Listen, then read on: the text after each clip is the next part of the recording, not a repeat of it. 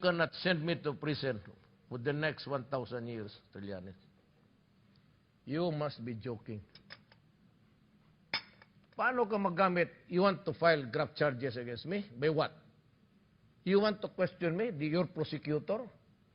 You got the information illegally. Do you know that? There is a constitutional provision which says you cannot use as an evidence things or whatever that you have illegally obtained. You obtained that information from where? I will place you in the witness stand. Saan mo kinuha yan? Because it's illegal. The bank said they never release it. You got it from illegal sources. How can you now use that bank account, even if it is true, billions yan? How? How will you open the topic now of your case? Tanongin mo ngayon ang prosecutor dyan. You know, when you obtain evidence illegally, you cannot present it in court.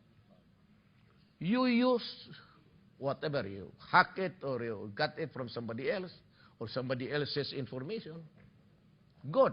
But when you begin to talk about that account, babarahin kita. Why? Because you got it illegally. Na ngayon, you can hound me for what?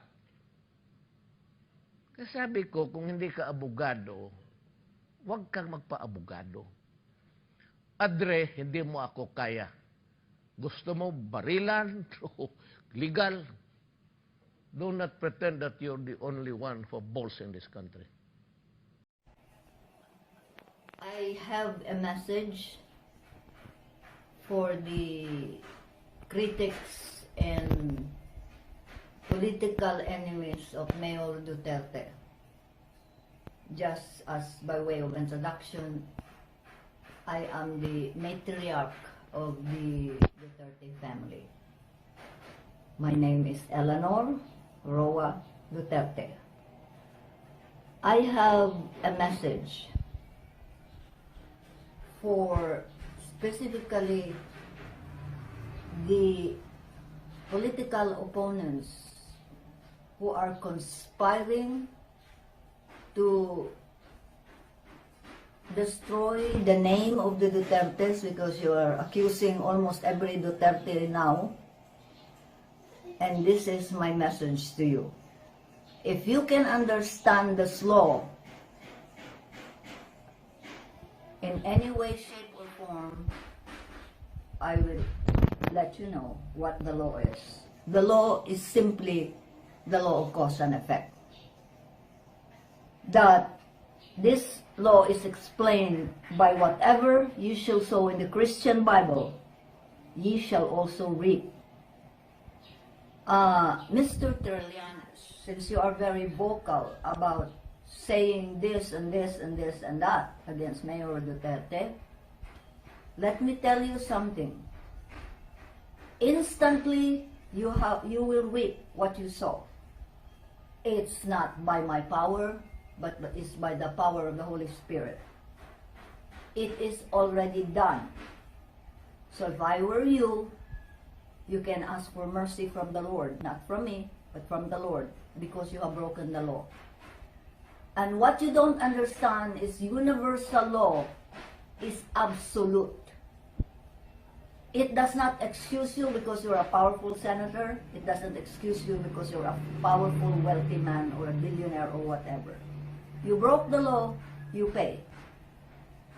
And in the name of our Lord Jesus, there is still hope that you can ask for forgiveness, not to the mayor, not to anybody, not to any human being, but for the sake of your soul. You are somewhere in any part of the Philippines, I'm somewhere in some part of the Philippines. But I can read your vibration. It is too toxic and too negative. For your sake, repent and ask forgiveness from the Lord. You already sold your soul to the devil. The devil has you, and the devil has possession of you. You are possessed. And anybody who sides with you is just like in the human law, accessory to prostitution. they also are willing to sell their souls to the devil. Now remember the law. The law is cause and effect. What you sow, you shall reap. God have mercy on you. The best way to safeguard Mayor Duterte would be to have me as his vice president because siguradong hindi siya tatanggalin dahil akong papalit sa kanya.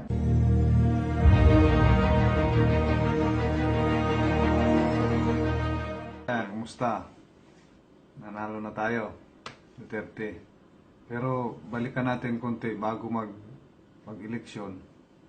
Medyo si Rojas, tinawag niya pa nga si Pote, nagpa-press conference pa siya para magkaroon daw ng unity.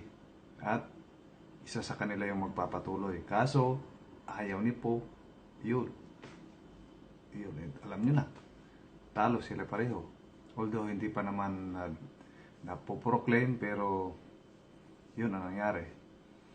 Tsaka bago nag-eleksyon, dahil malayo yung agwat sa rating ni Rojas at Duterte, may kumalat na balita na igagapang daw nila si Leni para matalo yung number 1 na si Marcos.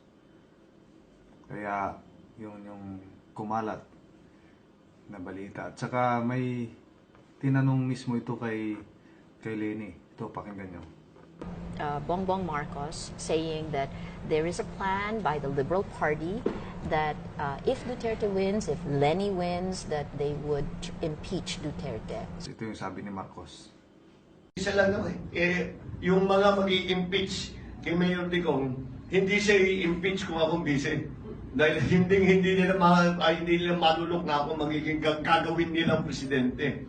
So, I suppose the best way to safeguard Mayor Duterte would be to have me as his vice president because siguradong hindi siya tatanggalin dahil akong papalit sa kanya. Yeah, that's unfortunate because first of all, there is no such plan. Until now, the party is doing everything it can to make sure that it will be Secretary Mar and me who will win in the best way possible. When I say trying everything we can, yung tama lang. I have been through so many elections, and I can say to anyone straight on the face that I'd rather lose than win an elections rigged with so many anomalies.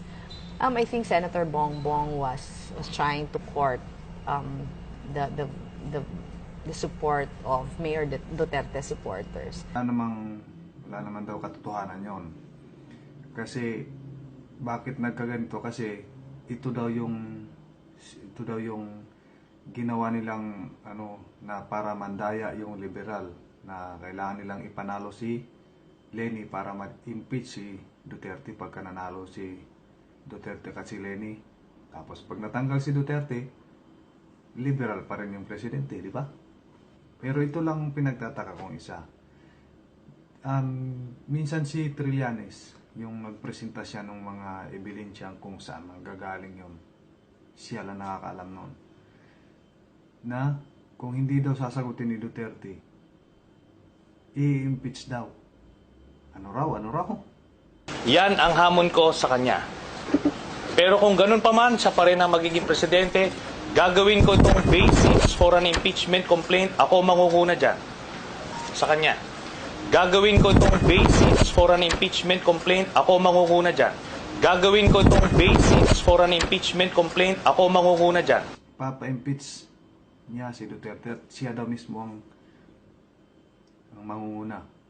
Oh, yun ang dahilan kung bakit medyo nagkaroon bali-balita na igagapang nila si Leni. Kasi sino ba yung boss nitong Trillones na to, ha? Di ba naalala niyo sa Scarborough, si Trillanes yung pinadala doon sa China bilang backdoor negotiator daw? Oh, di ba? Kung kayo yung tatanungin, sino ba amo ni Trillanes? Diba? Hindi mahirap sagutin yon. Kaya hindi natin maiwasang mag-isip yung mga tao, mag-isip yung kampo nila Bongbong Marcos na may ginagawang kakaiba para lang maipanalo nila sila.